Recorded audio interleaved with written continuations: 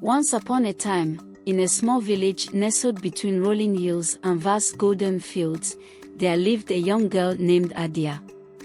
She was no more than 10 years old when fate stole everything from her.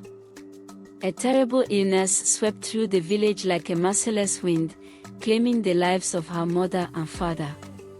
Left alone, with no siblings or relatives to care for her, Adia became an orphan, a child of sorrow. The village was not unkind, but neither was it welcoming. The elders pitied her, yet no family was willing to take her in as their own. Some whispered that she was cursed, that her tears carried the sadness of the spirits. Others simply feared having one more mouth to feed in already difficult times.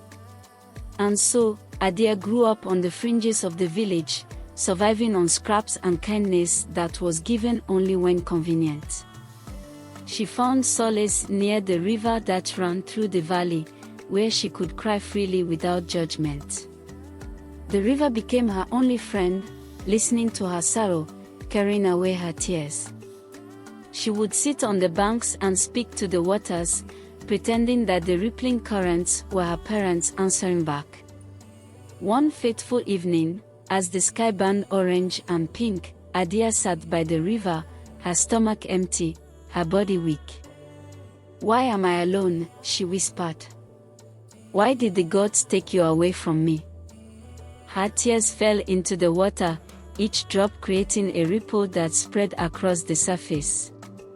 Suddenly, the wind howled through the trees, and the river glowed with an otherworldly light. From the depths, a voice as soft as the evening breeze called out, "Child, why do you cry?" Adia gasped, her heart pounding.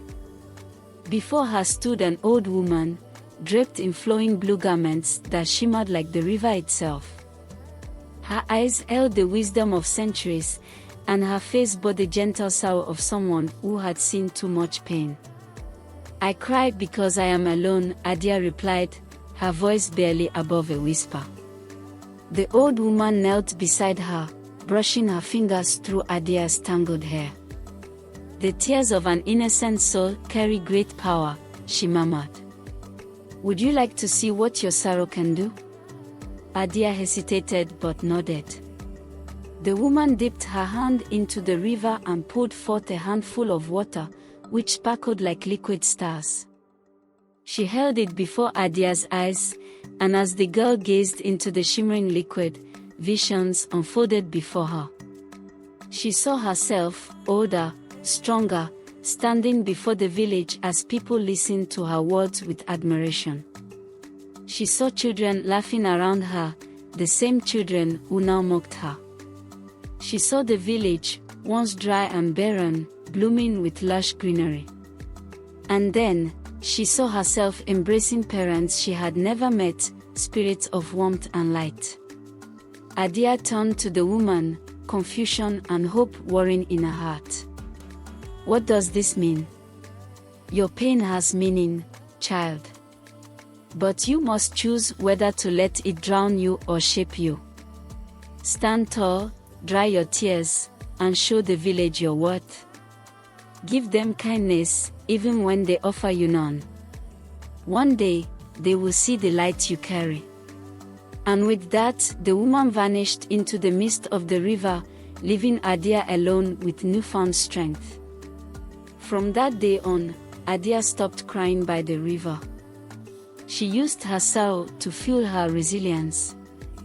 She gathered herbs from the forest and learned to heal the sick. She cleaned the village pathways, helped the elderly, and taught younger children stories of hope. Though many still ignored her, some began to take notice. The baker left an extra piece of bread for her. The blacksmith offered her a place to sleep during the cold nights. The whispers of "cursed child" slowly faded, replaced by murmurs of admiration. Years passed, and Adia grew into a beautiful, wise young woman. She became the village healer, sought after by all. The very people who once turned away from her now knelt before her, begging for her aid when illness struck.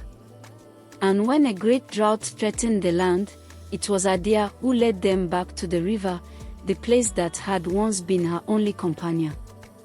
There, she showed them how to dig wells, how to purify water, how to survive. The village thrived because of the orphan they once abandoned. One day, as Adia sat by the river, watching the sun set just as she had done all those years ago, she saw a ripple in the water. The old woman's voice echoed in her ears, though no one was there. "Do you see now, child? Your tears were not in vain." Adia smiled, a single tear falling into the river, not a tear of sorrow, but of gratitude. And as the river carried it away, the village, the once indifferent people, and the land itself flourished, forever changed by the orphan's tears.